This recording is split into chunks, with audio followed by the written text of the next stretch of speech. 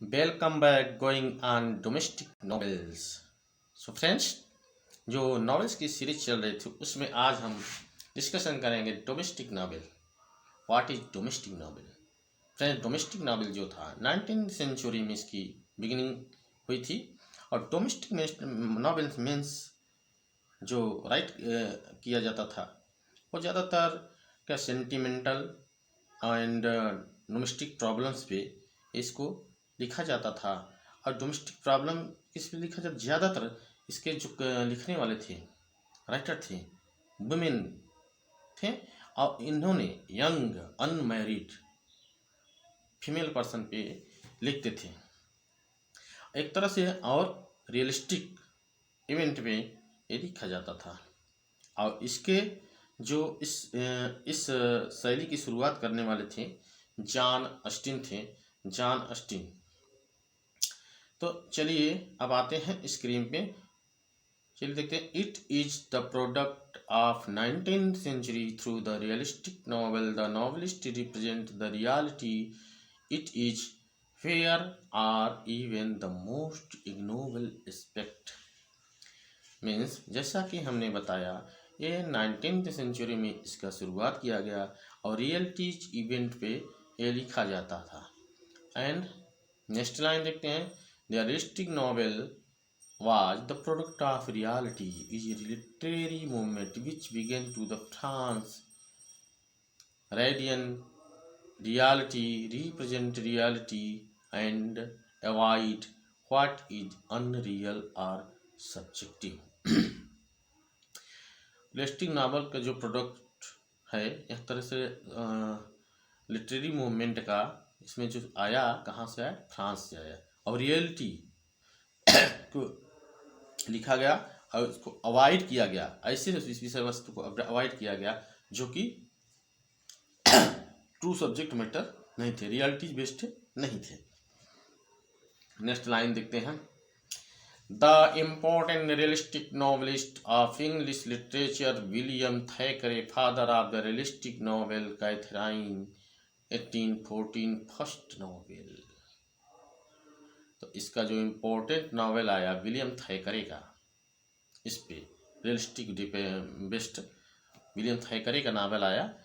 और जो कैथरीन नाम था 1814 में। विलियम थैकरे को रियलिस्टिक नावल का फादर कहा जाता है। चलिए देखते हैं next. Vanity fair 1847, novel without hero. क्योंकि जो इसका सब्जेक्ट मैटर होता है डोमेस्टिक प्रॉब्लम, मिडिल फैमिली का डोमेस्टिक प्रॉब्लम्स होता है। और डोमेस्टिक प्रॉब्लम में कोई हीरो नहीं, बहुत इम्पोर्टेंस नहीं होता है।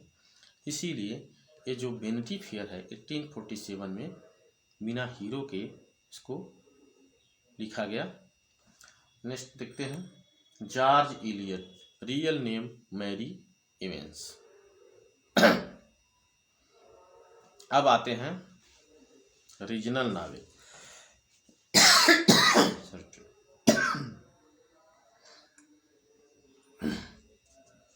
Regional novel. The original novel was the product of 20th century all through the first of regional novel.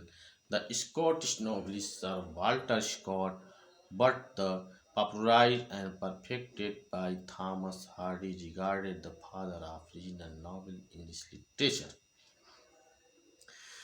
तो जो रीजनल नावल होता है, रीजन का मीन्स होता है, क्या होता है? Fact land, fact of land, region of the land, यानी कि एक विशेष क्षेत्र का, एक विशेष जो होता है रिएक्ट ऑफ द नॉवेल, उसी पे रीजनल नावल लिखा जाता है। और रीजनल नावल में जो कैरेक्टर्स होते हैं बहुत ज़्यादा पढ़े लिखे नहीं होते हैं। और इसमें ग्रामीण या टाउन या ऐसा क्षेत्र लिया जाता है जो कि बहुत पिछड़ा हो, और उसी पे बेस बना के इसको लिखा जाता था। तो इसको सबसे ज़्यादा फेमस करने वाले रीजनल नावल के कौन थे? Thomas Hardy. थॉमस हार्डी जैसे कि देखिए, एक बेसिक्स नॉवेल था बेसिक्स, WESSEX बेसिक्स। उसमें क्या एक पर्टिकुलर एरिया था बेसिक्स, उसी को आधार बना के थॉमस हार्डी ने रीजनल नॉवेल को लिखा था। तो थॉमस हार्डी को रीजनल नॉवेल का फादर ऑफ नॉवेल कहा जाता है। चलिए देखते हैं। The original novel was the product of 20th century all through the first of all regional novel the Scottish novelist sir Walter Scott, but it was the popularised perfected Thomas Hardy regarded father of regional novel in English literature. तो जो regional novel था original 20th century में आया और इसको Walter Scott ने इसको शुरुआत किया था, लेकिन बाद में इसको पॉपुलराइज करने वाले कौन थे? Thomas Hardy. नेक्स्ट लाइन देखते हैं। Original novel is contract centered on any particular location and all the character and events of the move and behave in it under its common utter interest and society। जो original novel होता है, क्या original novel, वो particular area, जैसे कि हमने बताया कि किसी एक विशेष क्षेत्र का होता है और उसी को बेस बना के सब्जेक्ट मैटर, उसी को बेस बना के कॉमन पीपल्स जो होते हैं उनके सोसाइटी के बारे में लिखा जाता है। अब आते हैं, आइए देखते हैं important regional novelist their regions. देखिए नॉवलिस्ट एंड रीजन, जिस रीजन पे जैसे कि RK Narayan Malgudi, Walter Scott Waverley, Arnold Bennett pattern, ये आपका रहा regional novel. Friends, Urjit universal academy को please like share and subscribe, इस सब्सक्राइबर बढ़ाइए फ्रेंड्स, और शेयर जरूर करते जाइए। चलिए आगे देखते हैं। Psychological novel, stream of consciousness, stream of consciousness. Stream of consciousness क्या होता है? जो भावना इमोशंस होते हैं और माइंड में उसको आते हैं दिमाग में, उसके आधार पे हम जब लिखते हैं तो स्ट्रीम ऑफ कॉन्शियसनेस के बेस बना के इसको लिखा जाता है। Psychological novel is the perfect after 20th century, popular by the name of stream of consciousness। तो जो साइकोलॉजी का नावल होता है 20th सेंचुरी में बिगिनिंग हुआ इसका, और स्ट्रीम ऑफ कॉन्शियसनेस को बेस बना के ये लिखा जाता था। All through the theory stream of consciousness psychological theory was given by William James. तो स्ट्रीम ऑफ कॉन्शियसनेस के जो राइटर थे वो विलियम जेम्स से साइकोलॉजी में हैं। अगर आप BEd किए होंगे तो उसमें ज़रूर आप देखेंगे विलियम जेम्स ने इसको दिया था psychological what is the make popular first of all in France by purpose the French novelist and then it implied used by James Joyce in Ireland and Dorothy Richards। अब क्या psychological novel होता है, इसके बारे में William James ने बताया और उन्होंने इसे पॉपुलर किया क्या, और लोगों को रोजगार परक इसको बनाया। Ireland and Dorothy, but it got the worldwide popularity from novelist of Virginia Woolf. लेकिन इसको पूरे विश्व में पॉपुलर करने वाली कौन थी? Virginia Woolf.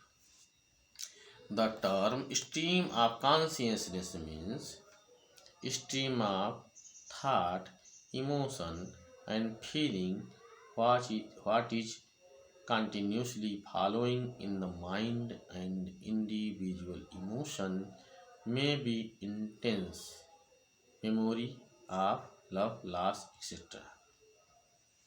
Means stream of consciousness जो होता है, इसका सब्जेक्ट मैटर होता है क्या हो, जो हमारे विचार में आते हैं। क्या आते हैं विचार में?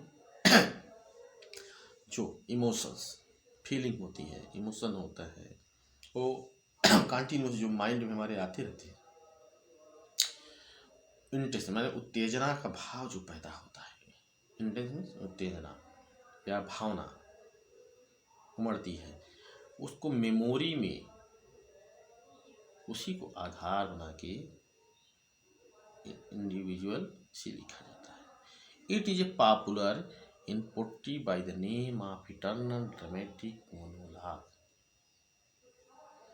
और ड्रामेटिक मोनोलॉग के रूप में पोट्री के फॉर्म में भी ये क्या पॉपुलर हुआ, क्या साइकोलॉजिकल नॉवेल्स। जेम्स जॉयस ने इसको लिखा था, यूलिसिस को। बेस्ट एग्जाम्पल है ये, 2 एग्जाम्स देखिए। जेम्स जॉयस यूलिसिस 1922 में क्या है, ये बहुत ही फेमस हुआ था। इसी को साइकोलॉजिकल बेस्ड पे ही ये लिखा गया है। अब वर्जीनिया वुल्फ ने लिखा मिसेस डोलावे 1925। फ्रेंड्स, ये आपका जो नावल का पार्ट 2 है, उसमें कुछ छूट गए थे, रह गया था, जो कि हम आपको इसके बारे में हम नहीं बता पाए थे, क्योंकि हम अचानक हमको कहीं जाना पड़ा। तो ये नॉवेल का जो सीरीज चल रहा है उसका पार्ट 2 है। सो मुझे उम्मीद है आपको अच्छा लगा होगा। So please Urjit universal academy को फॉलो करते जाइए, शेयर और सब्सक्राइब करते जाइए। चलिए